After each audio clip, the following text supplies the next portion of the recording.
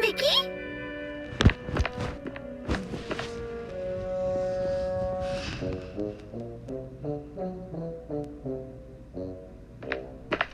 Huh? Mickey, what are you doing here? And what's with the cup covering your head? Oh? It's not even Halloween yet. Oh, you can't even talk with that thing on. Here, Oh! let me help you get it off.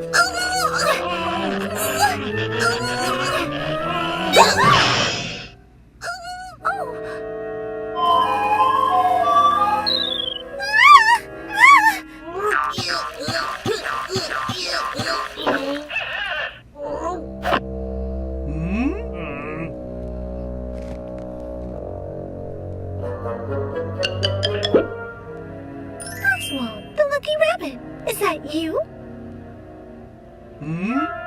Enough already!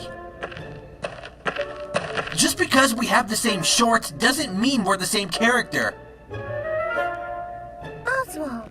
Actually, Minnie, wasn't Mickey cloned from me after Universal Pictures took all the character rights from Walt Disney in 1928? Now that's a better example of being the same character. What? Oh, and dear Minnie, did you know that you're also a mere copy of my girlfriend, Hortensia? No, it's not true. Clones like you don't deserve all that fame and fortune you have today! Leave her alone, Oswald! Or else what, Mickey?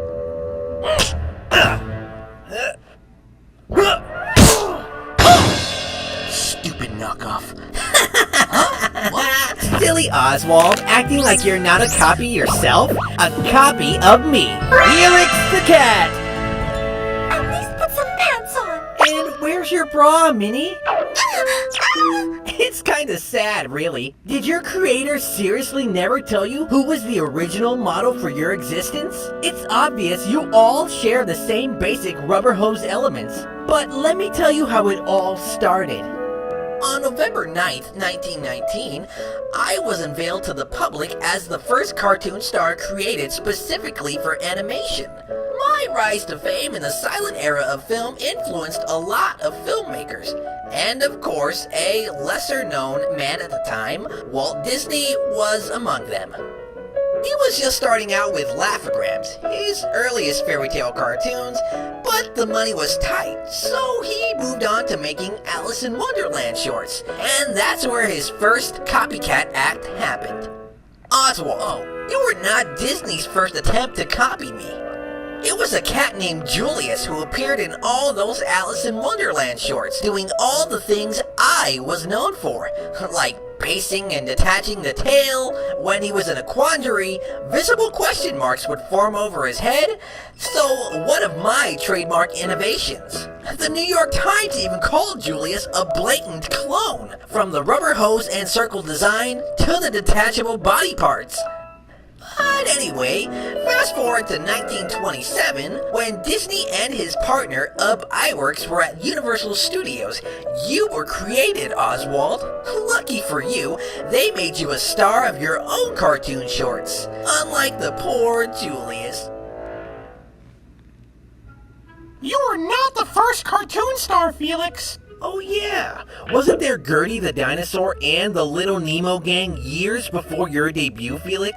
It's true, there were other animated characters before me, but none of them could convey human life as much as I could. I was the first relatable creation who could directly speak to the public. I could talk thanks to speech bubbles, read, drink, and more importantly, entertain. And of course, my brand of entertainment was like no other, because I could play with the daily life thanks to the metamorphosis possible only in animation. So, transforming my tail into whatever convenient thing I wanted, breaking the fourth wall and reality itself with visual gags was among few of my many tricks. Despite being a cartoon cat, I was still able to stay believable as a real character that the audience could connect with. You copied Charlie Chaplin. He was the first one to use metamorphosis in film. Last time I checked, he was not a cat. We looked nothing alike, and while we had similar acting roles, he could never achieve the situations and visual gags that I made possible. He was only a mere human after all. Yeah, you don't look like him because Crazy Cat was your model. Your original design was pretty close to him or her. Them, and they came a few years before your debut, Felix. That gender-fluid pussy's got nothing on me. We're both cats, sure, but Crazy never had a stable identity compared to me. She was more about love and drama than creative problem-solving or metamorphosis. And after my career took off, Crazy was the one who started to resemble me. I guess you get some credit here, as Crazy started to wear your type of gloves and that mini ripoff for a girlfriend was just too obvious. You mean Hortensia ripoff? But that's not interesting. Instead, why won't you mention the fact that the blue hedgehog was modeled after me? Despite how low the poor guy has sunk these past years, it's still nice to have a direct influence on a once big video game icon. You and many others would never have been created if it wasn't for me, as I was the first role model to the cartoon world. Do you see how important I am? Someone who's so important sure doesn't seem to have his own cartoon series anymore. Not to mention, your last cartoon was Baby Felix!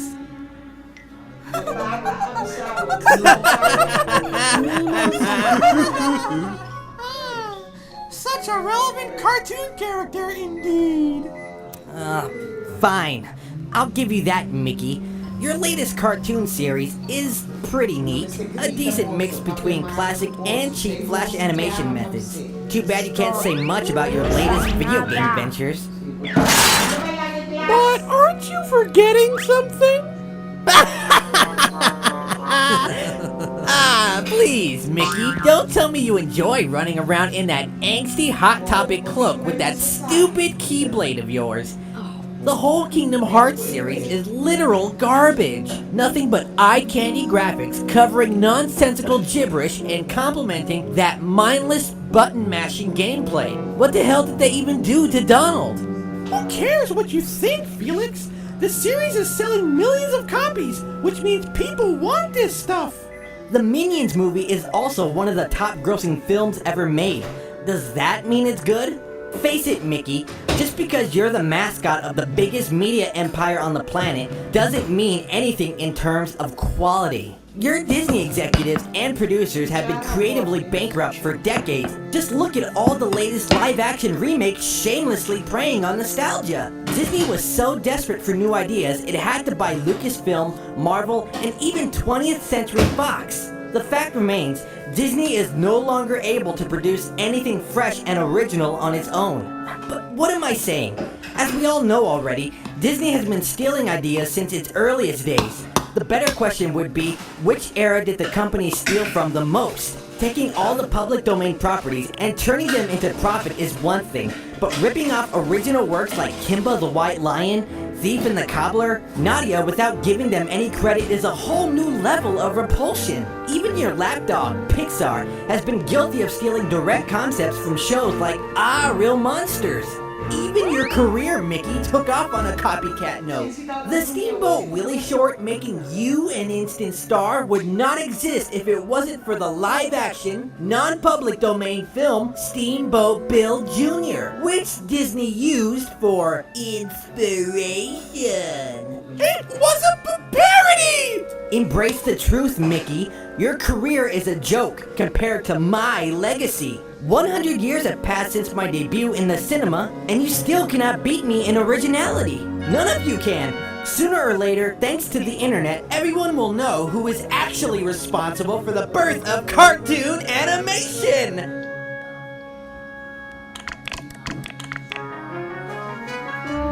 And after... Shut up! Just shut up! Or else what, Mickey?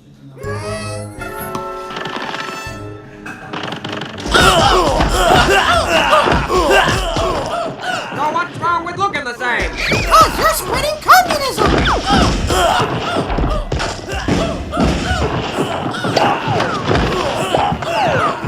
Get him, Mickey! Give him the old one, too! Huh?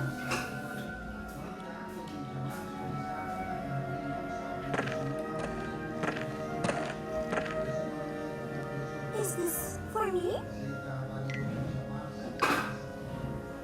Gosh, our knockoff, you sure are nice.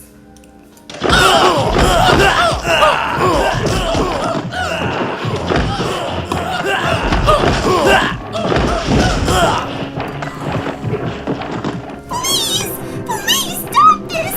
There's no reason to fight just because we look similar. We can do much better than this. Together, we are stronger. We can do incredible things. Why, if we unite and join forces, we can even purge those Chinese cartoons once and for all. How many clones of me are there? Pardon, but these are clones of me. This pig clearly wears my shorts.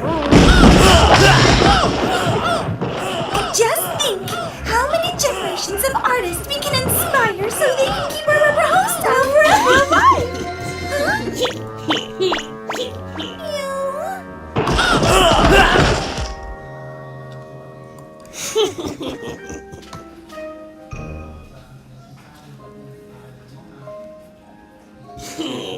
That's one inspiration that doesn't deserve to exist. How dare that ugly excuse for a character design cash in on our rubber hose style? Tainting our image with some bootleg 3D graphics? To be fair, nothing could have saved that cheap jump scare trash of a game. Purge those wannabes, I say. You know, Mickey, you can easily make sure nothing like this happens again with that multi-billion empire of yours. You sure you want to give him that idea? That's actually an interesting thought, guys. Imagine what pure world I can create.